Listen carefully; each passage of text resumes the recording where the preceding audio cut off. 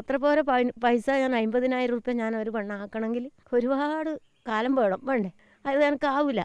അഥവാ അങ്ങനെയാണെങ്കിൽ ഞാൻ ജയിലിൽ കിടന്നോളാം എന്ന് പറഞ്ഞു. അപ്പോൾ അവർ പറഞ്ഞു ആ വകുപ്പില്ല എന്ന്. പ്രധാനമന്ത്രി ആവാസ് യോജന വഴിയാണ് വയോധികയ്ക്ക് വീട് ലഭിക്കുന്നത്. ഏകദേശം മൂന്ന് മാസങ്ങൾ മുമ്പാണ് ഇത്തരത്തിൽ വീടിന്റെ പണി ഇവിടെ നടക്കുന്നത്. എന്നാൽ ആ വീട് പണി ഇപ്പോൾ നടക്കുന്നില്ല. അതിന്റെ പ്രധാനപ്പെട്ട കാരണം എന്ന് പറയുന്നത് കഴിഞ്ഞ ദിവസം ജിയോളജി വകുപ്പ് ഇവിടെ എത്തിയിരുന്നു. അതായത് ഇതിന് പ്രധാനപ്പെട്ട പ്രശ്നം എന്ന് പറയുന്നത് ഇവരുടെ വീടിനോട് ചേർന്ന് ഇവർ മണ്ണ് മാറ്റിയിരുന്നു. ഈ മണ്ണ് മാറ്റിയതുമായി ബന്ധപ്പെട്ട് ജിയോളജി വകുപ്പ് ഇവിടെ എത്തുകയും തുടർന്നൊരു 1 ലക്ഷം രൂപ ഈ ആളുകൾക്ക്, ഈ ഒരു വീട്ടിലെ ആളുകൾക്ക് പിഴ ഈടാക്കുന്ന ഒരു സാഹചര്യം അടക്കം ഉണ്ടാകുന്നു. എന്തായാലും വലിയ രീതിയിലുള്ള ഒരു കഷ്ടത അനുഭവിക്കുന്ന ഒരു കുടുംബമാണ്. ആ കുടുംബത്തിന്റെ അടുത്തേക്കാണ് ഇപ്പോൾ ജിയോളജി വകുപ്പ് വന്നും ഈ ഒരു പിഴ ഈടാക്കുന്ന ഒരു സാഹചര്യം ഉണ്ടായിരിക്കും. എന്തായാലും ഈ ഇവിടെയുള്ള ആളുകളോട് നമുക്ക് ചോദിച്ചറിയണം. ചേച്ചി, എന്തായിരുന്നു സംഭവം?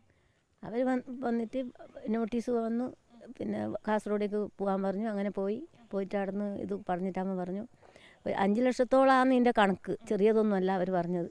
പിന്നെ 1 ലക്ഷം പറഞ്ഞു. പിന്നെ നമ്മൾ കഷ്ടപ്പാട് നമ്മളെല്ലാം പറഞ്ഞിട്ടാകുമ്പോൾ അവർ പറഞ്ഞു 50 പറഞ്ഞു. എന്നിട്ട് കുറച്ച് സമയം തന്നു നമുക്ക്.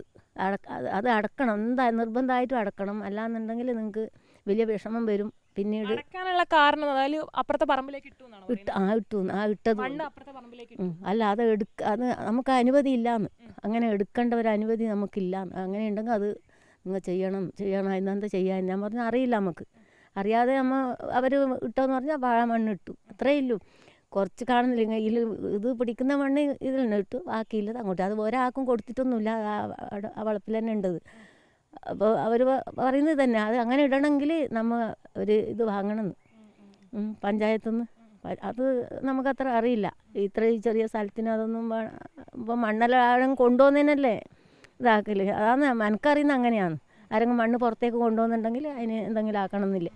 ഇത് പിന്നെ ഇങ്ങനെ ഇടുന്നതിന് അതറിയാത്തത് കൊണ്ട് നമ്മൾ ചെയ്തു. ഇപ്പം എനിക്ക് ഒന്നാമത് ഉറക്കമില്ല, സുഖമില്ല എന്ന് പറയാം. ഒന്നും നടുവേദനയോ തട്ടുകട നടത്താൻ തന്നെ കഴിയുന്നില്ല. ഇപ്പോൾ ഒരാഴ്ച എൻ്റെ മോളെടുത്ത് പോയിട്ട് നിന്നു. ഇവിടുന്ന് ഇതെല്ലാം കാണുമ്പോൾ എനിക്ക് വിഷമം.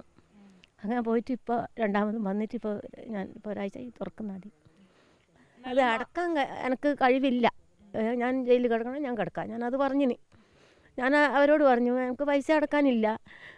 ഞാൻ അത്ര പോലെ പൈസ ഞാൻ 50,000 റുപ്യ ഞാൻ ഒരു പെണ്ണാക്കണമെങ്കിൽ ഒരുപാട് കാലം വേണ്ടേ, അത് എനിക്കാവില്ല. അഥവാ അങ്ങനെയാണെങ്കിൽ ഞാൻ ജയിലിൽ കിടന്നോളാം എന്ന് പറഞ്ഞു. അപ്പോൾ അവർ പറഞ്ഞു ആ വകുപ്പില്ല എന്ന്. പിന്നെ അവർ വേണമെന്ന് നടപടി എടുക്കുമെന്ന് തന്നെ പറഞ്ഞു. പിന്നെ ഇങ്ങനെ പറഞ്ഞിട്ടാകുമ്പോൾ ഈ 49,000 തോന്നുന്നു അതിൻ്റെ കണക്ക്. അത് 3 മാസം, ആദ്യം പറഞ്ഞു 2 മാസം. എന്നിട്ടാകുമ്പോൾ ഞാൻ പറഞ്ഞു 2 മാസം കൊണ്ടൊന്നും ആവില്ല എനിക്ക്. 3 മാസത്തേക്ക് എഴുതിയിട്ട് അട വെച്ചിട്ടുണ്ടത്. ആ 3 മാസം ആകുമ്പോൾ അതെങ്ങനെ കൊടുക്കണമെന്ന് എനിക്കറിയില്ല. ഞാൻ പറഞ്ഞു അത്രയേ. എന്തായാലും നിങ്ങൾ എന്താ ചെയ്യുന്നത്? തട്ടുകട നടത്തുന്നു. വീട്ടിലാരൊക്കെയുണ്ട്? ഭർത്താവും മോനുണ്ട്. ഞാൻ പറഞ്ഞില്ലേ, മോളെ കല്യാണം കഴിഞ്ഞിട്ട് പോയി. ഭർത്താവ് ഒരു രോഗിയാന്ന്, ശ്വാസം മുട്ട്, കണ്ണ് കാണുന്നില്ല. അങ്ങനെ കൈ പിടിച്ചിട്ട് തന്നെ കൊണ്ടുപോകണം. എന്തായാലും നിർധനരായ ഒരു കുടുംബമാണ്. ആ കുടുംബത്തിന്റെ ആ ഒരു സ്വപ്നത്തിന്റെ മുകളിലേക്കാണ് ഇപ്പോൾ മണ്ണ് വാരിടുന്ന ഒരു സാഹചര്യം, ജിയോളജി വകുപ്പ് മണ്ണ് വാരിടുന്ന സാഹചര്യം ഉണ്ടാകുന്നത്. ഈ ഒരു വീട് കണ്ടാൽ തന്നെ നമുക്ക് മനസ്സിലാവും കൃത്യമായി പണിയൊന്നും നടക്കുന്നതേ ഉള്ളൂ. ഈ പണിയൊന്നും അവസാനിച്ചിട്ടില്ല, ഇപ്പോഴും പണി നടക്കുന്നുണ്ട്. ഈ വീടിനോട് അപ്പുറത്ത് ഏകദേശം ഒരു മീറ്ററുകൾ ദൂരം മാത്രമേ ഉള്ളൂ ഒരു മണ്ണ് വാരി അവർ ഇട്ടിട്ട്. എന്നാൽ ആ മണ്ണ് വാരി വിട്ടതുമായി ബന്ധപ്പെട്ടാണ് ഇപ്പോൾ വലിയ രീതിയിൽ ആ ഒരു ജിയോളജി വകുപ്പ് ആ ഒരു പ്രശ്നം ഏറ്റെടുക്കുകയും ഇവർക്ക് 1 ലക്ഷത്തോളം രൂപ പിഴ ഈടാക്കുന്ന ഒരു സാഹചര്യം ഉണ്ടാകുന്നു. എന്തായാലും വലിയ രീതിയിൽ കഷ്ടപ്പാട് അനുഭവിക്കുന്ന ഒരു കുടുംബമാണ് എന്നുൾപ്പെടെയുള്ള കാര്യങ്ങൾ മനസ്സിലാവുന്നുണ്ട്. ഇതിനെല്ലാം ഒരു പരിഹാരം ഉണ്ടെങ്കിൽ ഇവർക്ക് ഈ ഒരു വീട് എന്ന സ്വപ്നം ഇവർക്ക് ലഭ്യവുമാവും.